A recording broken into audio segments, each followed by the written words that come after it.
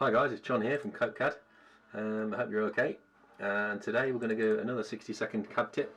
It's hatching today. So I've drawn a little trainer, and what we're going to do is we're going to hatch in these areas here for the canvas, to show the canvas. So I'm going to go straight to the canvas icon, the hatch icon, which is here, and that brings up another little dialog box. So we can choose on the swatches what sort of colours or shapes or styles we want.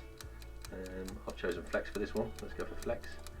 We can also change the scales, which means it gets larger or smaller. If you go too small on the scales, it'll just go to a solid object like these ones at the bottom here for the sole.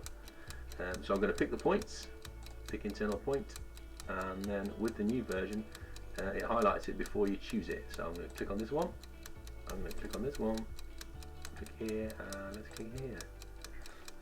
And then I'm going to right click and preview because I like to see what I'm doing before I accept it. That's looking good, and press enter to accept. Okay, it's a nice easy one. So if I undo that, and then I'll show you the quick keyboard tip, which is H for hatch. Nice and easy. Brings us back to the dialog box. We pick the points, so we choose this one, this one, this one, and this one. We enter. Here we go. So then we have a nice trainer designed and drawn. Thanks guys, bye.